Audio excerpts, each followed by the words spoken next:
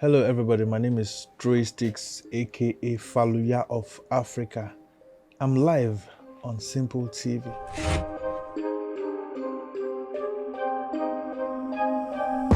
Okay, so my name is Odunlami Oluwadamilare, popularly known as Dre-Sticks, Faluya of Africa. I'm from Oyo State, Kajala local government, Okeho precisely, that's my hometown. I was born and raised in Ibadan.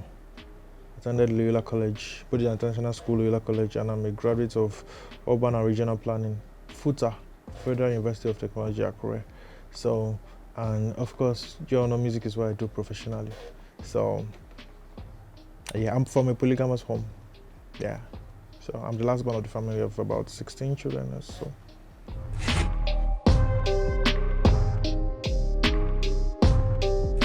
I began to pay attention to music when I was about 10, 11. I realized I loved to listen to music. I realized I had good ears for good music. If they played nice sound on the radio, I would catch it and it gets to me. Then by 11 years old, I realized it was easy for me to play the drums. I joined the brigade in my Baptist church, Royal Ambassadors. Very small boy. I was playing the side drum, and I could play it easily. Music was just easy for me. Any instrument I pick, I could just play and they go. You understand? It may not be so smooth initially, but it was just easy for me, you understand? So I got into it. Then I now focus on the drums. When I was a teenager, I was a professional drummer in Ibadan. That's what. Now, if you open my head, that drum will go see for my head. I was living to drum. After school like this, I dey go church straight. In my school uniforms, I feel no chop. I just want to beat the drums. It was that bad. I was so passionate, you understand? And I was always, I would play, I would, rehearse, do. I didn't know I was investing in myself. Or I didn't know I was investing in my future, you understand? With all of that grooming as young as I was, you understand? So by the time I get admission into an institution, I already knew where I was headed. I didn't know how it was going to be, but I already knew music is what I want to do in my life. So as much as it was a big risk, because nobody even know tomorrow. You don't even know how it's going to be. So I just went to uni. I went to school just to be learned, for the sake of make myself go school. You understand? Not because I wanted to. I never saw myself going to one office or doing a 9 to 5 or It was really haunting me when by the time I was graduating and rounding up with my projects in school, like I can't go to look for a job. We can't see me this one. So it was really, but okay, let's see how it goes. But I've always known this music, because I knew what I could do, and I knew that by the time I grew myself and I have visibility to what I can do, my talent and everything, I knew people will appreciate it. So I just believed and I just took the risk. I burnt the bridges. It was a big risk, you understand? I mean, being a youth corper and they wanted to give you guys payment. I worked my NYC to Lagos. Being a youth corper, I declined every of some people were saying Glow, this one, telecom big banks, this one for their PPA. Maybe they will retain them, you understand? I declined all of that offer. I planned my own PPA to be in a studio. So I brought my own letter to NYC camp. Even though right there I was feeling someone like, people, they see that thing. If my parents, if they catch me for that place, for that thing where I do, to God's glory, no regrets, to God's glory. So it was a big risk, like I told you. It was a big risk. So it's not as if it has been easy, has been smooth though. I've had broke days in my career. Those times, because I've had broke days, I've had homeless days in Lagos. because I know sending, I missing myself, So I had to face the music, not the music. I had to face the consequences. Because nobody sent me, so I had to just, muscle up and just,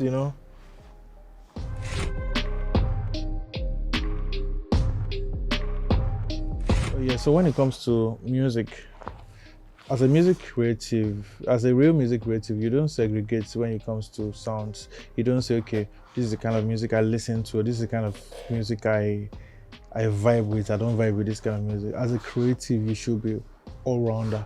So growing up, I listened to all kinds of music. my listening spectrum was very wide. So I listened to the foreign music, the foreign music, African music, local Nigerian music, you understand, even East African music. I listen to everything. I listen to any kind of music, you know. I listen to the Apala, the Fuji, the Akure, the Waka. I listen to rap music, I listen to R&B music, I listen to house music, you know. I listen to country music, you know. So I don't just segregate when it comes to listening, and this really helped me. You understand? Also, as a producer, it helped me, and I can produce any kind of music. You understand? So that's why when you listen to the album, you hear a bit of this, a bit of that, but the roots music is my original African, Nigerian, indigenous sound.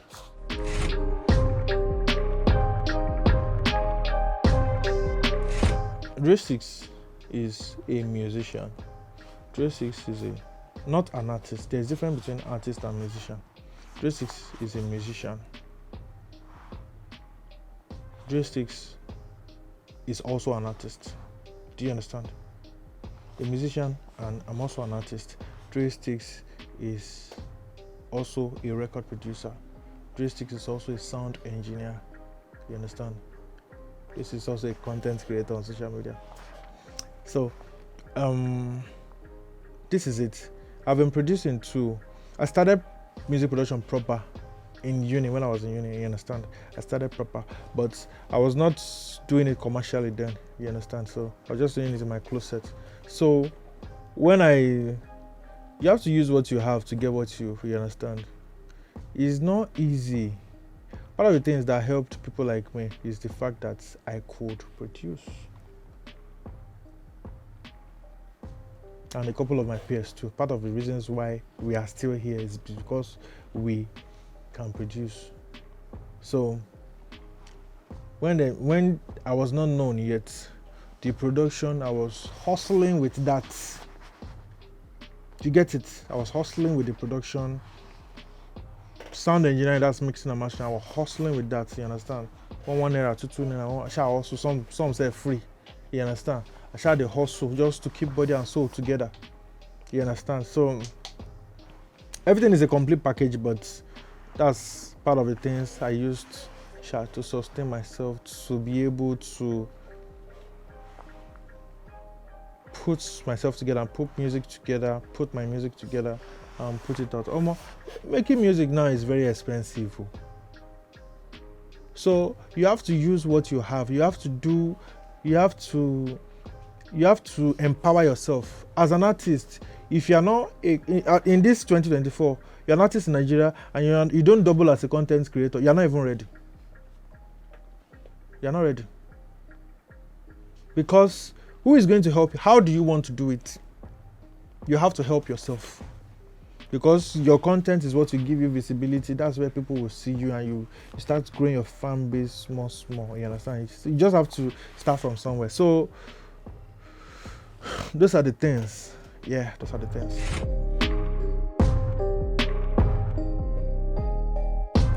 You can tell when it's just like a footballer. When you're in form and when you're not in form, it happens to everybody in every craft. You understand? But footballers, people expect them to perform always. If they don't deliver at any match like this, they will crucify them. But all of us in our respective crafts, in our everything we do, we have times that we are in form and we are not in form. Sometimes as a musician, you get in the studio and you can't even create anything. You're just that creative block, you understand? Maybe you're distracted, or it happens a lot of times, you understand? So it's a normal thing. So I pay attention when I'm in form. I usually make use of that moment. I will know. I won't be struggling with it. It will just come. I'll just do. Then when I'm struggling, I'll just leave it. I'll leave it. There's a magic that comes with, as a creator, leaving what you're doing. Even if it's just a 2 minutes break, go outside, come back in. By the time you come back to it, do it again normal. Magic. Than struggling I must get it by force. Just go and eat, go do something, go take a nap, just distract yourself and come back to it. It's magical. So I do that a lot, you understand? So yeah.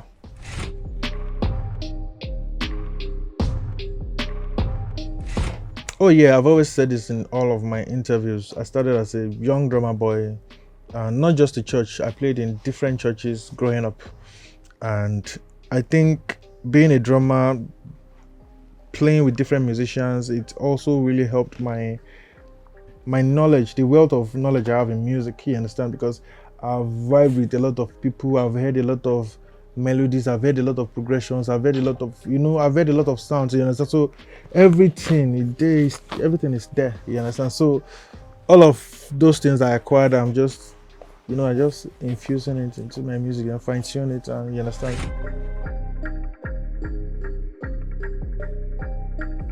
There has to be something, but I don't know what it is actually. I really don't know. But personally, I I think we get to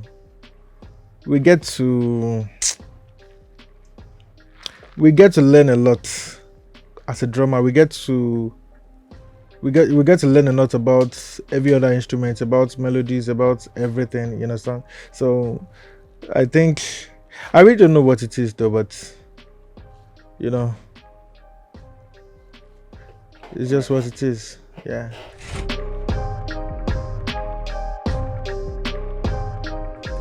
Doing an album is, as a musician, is a major milestone for me because I know where I'm coming from, and it's been a long time coming. So it's been part of the dream that someday I'm gonna put out a timeless music, body of works. You understand? So here we are today.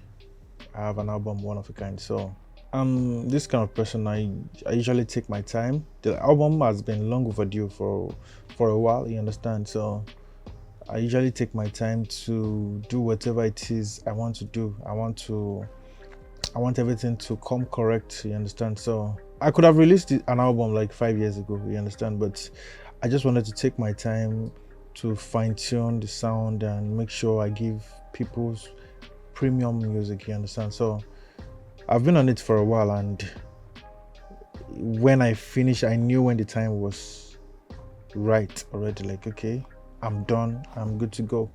And so I just needed to get to that point where I'm very convinced I'm ready to put it out. Yeah.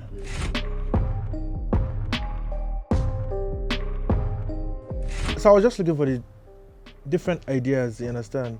I thought about different ideas. I just wanted something that would portray the fact that my music is not my music is different, my music is unique, my music stands out, you understand? So we're just in church one Sunday, and I'm someone who, when it comes to decision making, I consult my wife a lot, you understand? So the idea just came to my head, bam bam, one of a kind. I just typed it, I just showed my wife. She said, "Name be that. Ojulo. Stephanie." So that's it. One of a kind. Here we are.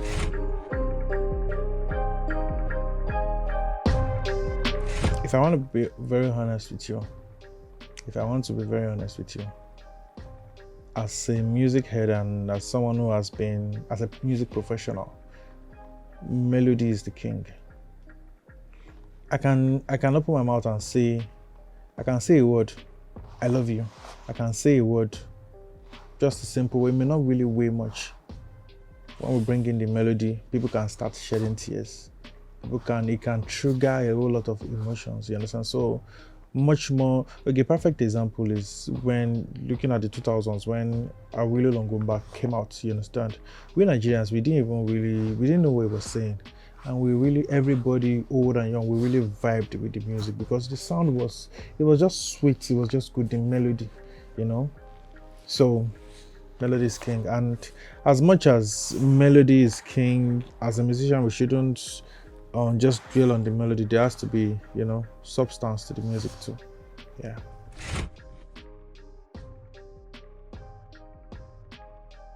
I've always been an artist who I wouldn't call myself a mainstream artist like that, you understand? I'm kind of, Yoruba people will say otolorin, you understand? So I'm kind of different. My music is unique, it's different. So it's like a blend of, a lot of indigenous sounds and some Western sounds too. So the music is different. So, and it's very deliberate. It has always been like that. I've always been on that path. So, and that's the whole idea of, that's the sound I want to sell. That's the sound I want to project to the international market. It's my original sound. It's my comfort zone. It's what I know how to do the most, you understand? So that's what I want to project. And it's very intentional. So when you hear the album, you understand what I mean.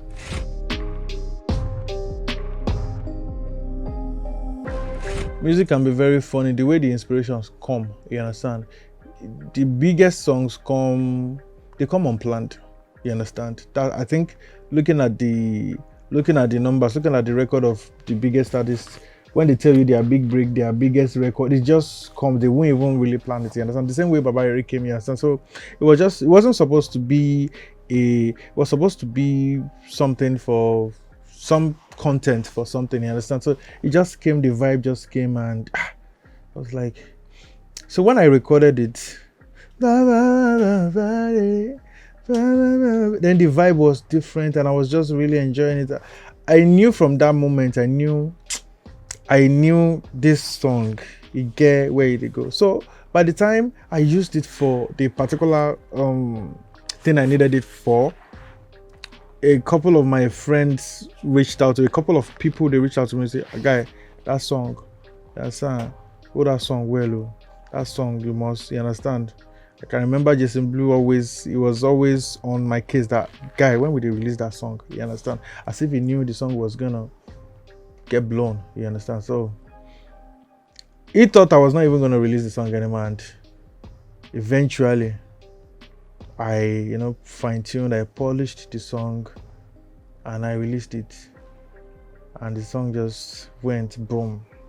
It went.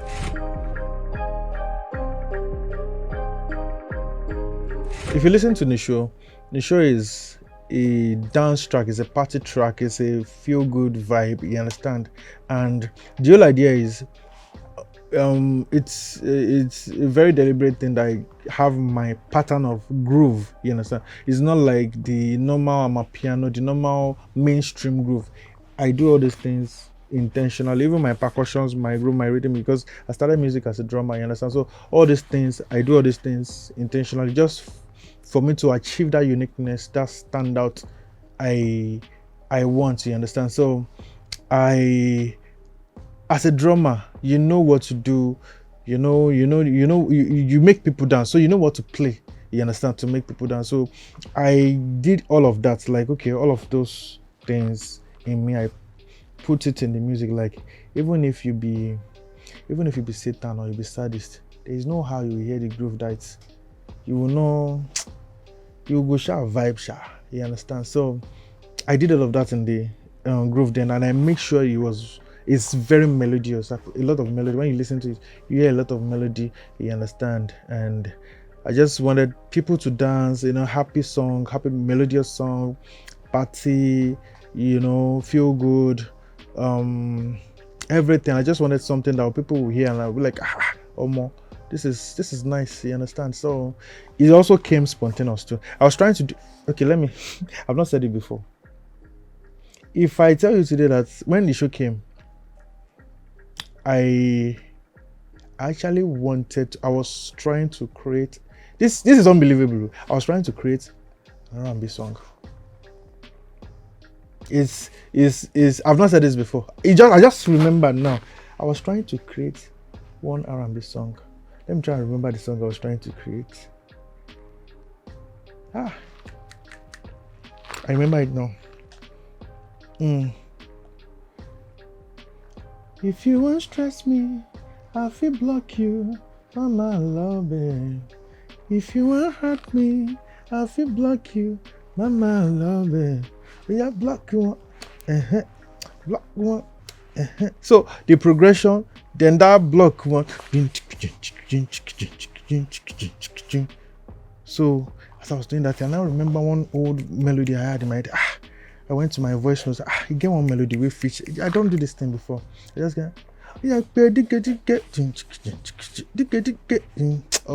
the rest is history. So I wanted to do something else entirely. It just took me there. Okay, that day I just stood up, say, let me be this.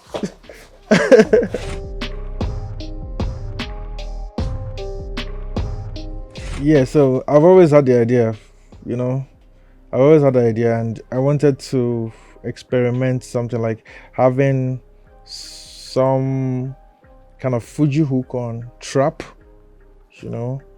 Fuji trap. Imagine someone singing.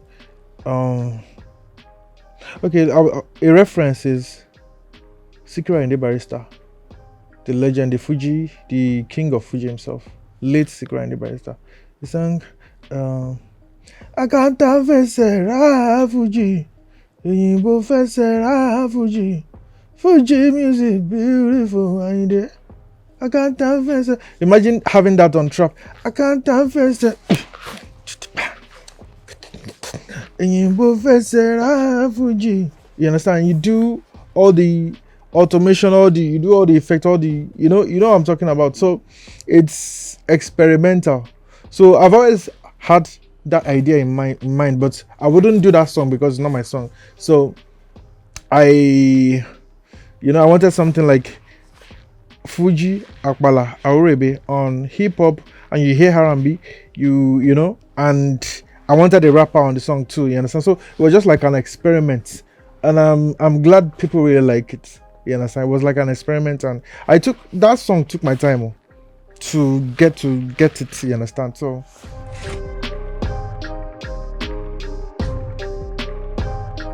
I'm not a musician who's desperate for collaborations or features, but if it's mutual, because Nigerian artists, Jawala too much. Even artists maybe upcoming say they go they form for you call them for collaboration, they go they form, some of those kind of things. So all those kind of things, my music, by God's grace, I don't need collaboration for my music for people to like my music. You understand the kind of music I do. But if I see a collaboration to do that will take my music to the next level for audience, for more visibility, why not? I will do it. So I've been around for a long time. I'm not going to go about being at anybody's mercy or licking anybody's, or what I'm talking about. So as long as it's mutual, I'll do it. So I only featured 2 people on the album. That's Zainab and Super Oze. Zainab is I've been a big fan of Zainab for a while, and I like we have something in common. There's an indigenous sound in her music too. She's from Benin. She's one of the biggest artists from Benin Republic, you understand? So, and the French, the whole thing, and they speak Yoruba in Benin too. I like the way they speak Yoruba there. So some years ago when I reached out to her, I told her I'm a big fan and everything. So she now checked my music. She said, how much she like. Since then, we also really, as much as I like her music, she likes my music too. So we are doing a collaboration. Fine, fantastic. She flew down to Nigeria. I produced a song for her, and I featured her on my album, and so we made good music, and that energy, very, very good energy, no stress, nobody giving anybody attitude, no stress.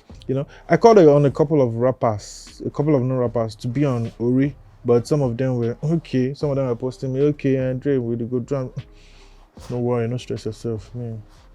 No stress yourself. So I was not looking for the name or the popularity. I was paying attention to the energy.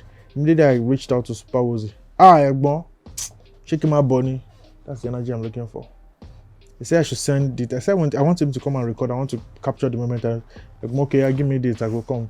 The energy 100. I decided. I just told my guys, Super Oze is the person we are putting on Ori. He came. He delivered. Sweet vibe, good energy. Very good, very correct boy. Shout outs to Super Oze, very correct boy, very promising boy. So, and we did. So, yeah. And I'm still open to some more collaborations and remixes, but it has to be mutual. You understand? I won't go about chasing anybody. You understand? So it has to be mutual.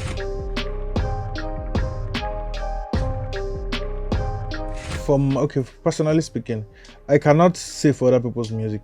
I can, but I can generally say, this song is nice song. If it might blow, but for my own music, you understand, I usually can feel it. Now, what's the reason? There's a lot of emotions that comes with my music. My music, I can even call my music a lot of times emotional music, you understand? There's a lot of emotion that comes with, regardless of the context of the music, you understand? You will always find that emotion there, you understand? So emotionally, when I listen to the music, when I'm doing it, when it just gives me that vibe, that when I feel the emotion, when it just comes, I know. So the emotion is what I usually look out for. Sometimes I will be creating the music, sometimes I will just be, teardrops and all that stuff, you understand? So I know, okay, this thing don't touch me for somewhere. If it's touching me like this, it would touch other people too. So that's like a formula that I used to know, you understand?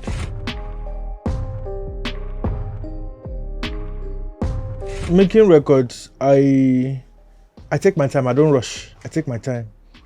All of those songs, I took my time to record all of them. In fact, on this album, there was a night I was on fire. I was really on fire that night. It did do me like I dropped the album following day. I'm talking about sometime last year. I was here alone in the studio. I was just like, even when I wanted to sleep, I was restless. I was just walking. My wife, guy, give yourself BP. I was just walking up. I recorded 3 songs on that album one night. I was on fire that night. I just went all out. So now let me take it from Baba Ere Prelude. That one easily. That one was just Nisho. I'm coming back to Nisho. My life.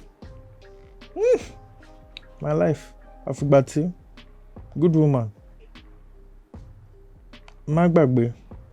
Sherifa. Láyé. Ori Imole.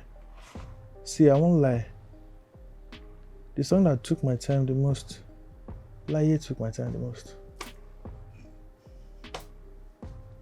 After Láyé, Nisho. That Láyé, I have an original version of Láyé. It won't come like say that original version streets past the one where I released it. I have an original version. So, but the original version had reasons why I was just flipping. Before I released that song, that Láyé song, my people in the studio that wouldn't be in the studio with me, I'm talking about family members that wouldn't be in the studio with me, they knew the melody already. They didn't come to listen to the words. They were always hearing that. They sure knew the melody from outside. You understand? So I kept. It took time. You understand? So then after Láyé, Nisho.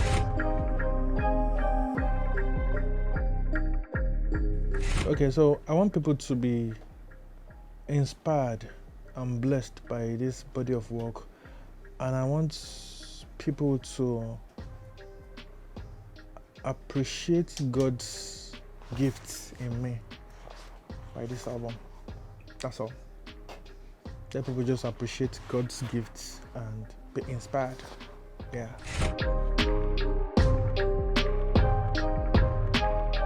The brand FOA is from Faluya of Africa. Quick story.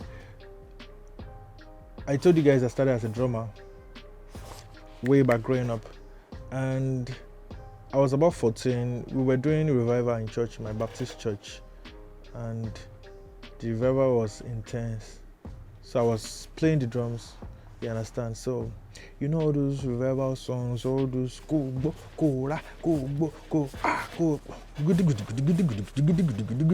So I was so into the drumming and everything before I knew it. Imagine that time. Not too many churches had drum sets. Imagine that time, I now tore the drum sets. It was a big deal. It'd be like say they will kill me. It was a big deal. I tore the drum set. And the revival was going on. I said, I just, all those Orthodox churches now, there is vestry on the right, vestry on the left.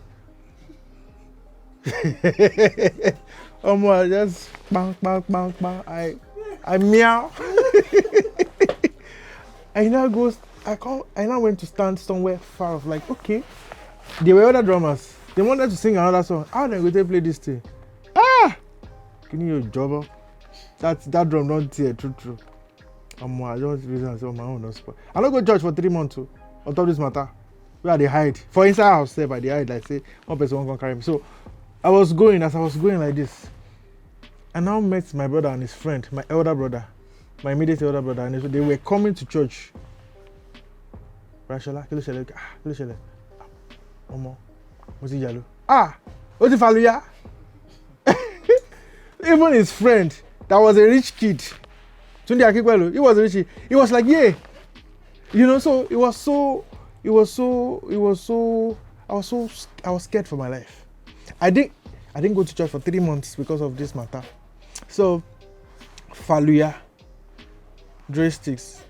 And okay, Faluya. And let me just own this name. Faluya of Africa. You understand? Faluya of Africa. So it now became my FOA Music is registered. It now became my brand name. I'm an independent artist, so that's my brand. FOA Music is my brand. So wherever you see FOA Music, it is Faluya of Africa. And here we are. So I do commercials and jingles and for corporate brands. I've done. I can't be mentioning brands here now. Yeah. So I've done for different known brands, and so that's part of things we do in FOA Music too. Adverts, content, commercials, music content and all. You understand? So yeah.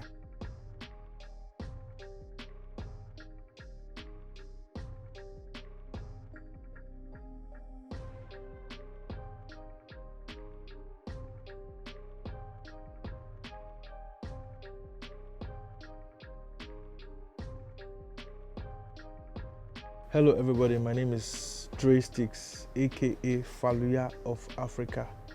Keep on watching Simple TV. God bless you. And please don't forget to stream my new album, One of a Kind. You shit?